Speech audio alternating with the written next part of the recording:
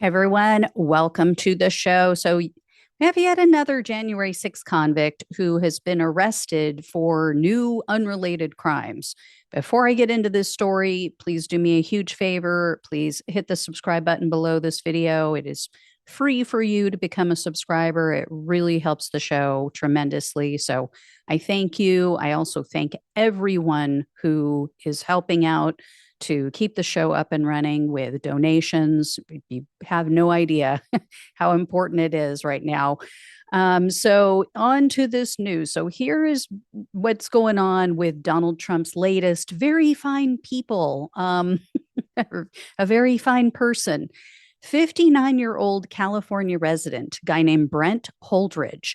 He was arrested initially in December of 2021. He was charged with those basic four misdemeanors for his part in the Capitol attack. So, entering a restricted building or grounds, 2 counts of disorderly conduct, and parading or demonstrating in a Capitol building.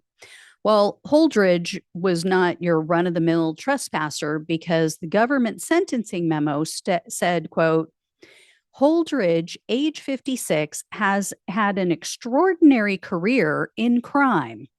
It began at age 18 in 1984 with convictions for grand theft, property and trespass, injured property. His first prison sentence came in 1989, and he has never broken the habit of breaking the law. He has at least 28 criminal convictions, including numerous felonies spanning more than 38 years, and he has been sentenced to prison or jail at least 13 times. Most recently in May of 2021.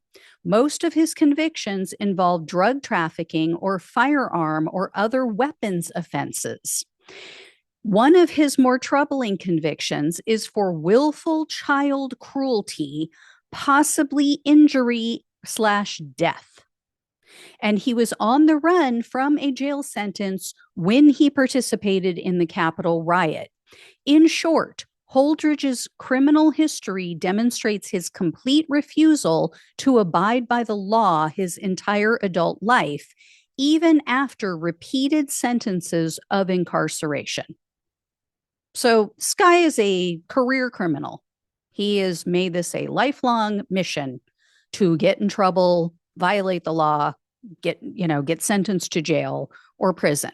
So Holdridge ends up taking a plea deal for the parading charge on January 6th. That was in August of 2022. Because of his lengthy criminal history, the judge decided to sentence Holdridge to 60 days in prison, which is what the prosecutor had requested. So that was more severe based on the charge than what we typically saw. We saw it with a few different people, Pam Hemphill, who's been on the show with me before, but for the most part, people who pleaded guilty to that parading charge, they typically would get a slap on the wrist. They got probation only, no big deal. So Holdridge doesn't even bother to show up for his sentencing hearing. This was scheduled for May 1st of 2024. So the judge had to issue an arrest warrant. That was on June 18th of 2024. A magistrate judge ordered that Holdridge be held also without bond until his sentencing hearing. So this is after he skips the first sentencing hearing. She's like, okay, you're going to be held because you obviously can't, be relied upon to show up. You are not responsible enough or, law abiding enough to show up. So, unfortunately, June 27th of that year, 2024, the district court judge, which was a tough judge, he ended up sentencing this person to basically nothing. Instead of giving him the 60-day sentence that he originally had planned, the judge gave him time served, and he ordered Holdridge to pay a $500 restitution fee. So this guy clearly does not want to abide by the laws of this country because he was just arrested again. This time he was arrested for stealing thousands of dollars worth of copper wire. So apparently, this took place over a period of weeks. And the police identified Holdridge, and then they searched his home on May 11th. They found a bunch of this stolen wire and the tools that he used to commit the crime. So he is now facing charges of burglary, grand theft, and possession of stolen property. So I don't think it's any coincidence. I don't think it's any surprise that so many of Donald Trump's January 6 criminals not only have a history of violating the law, but now that they've been pardoned and they think they're invincible and can do whatever the hell they want, they're getting nabbed again. They're getting in more trouble. Not all of them, but a significant percentage.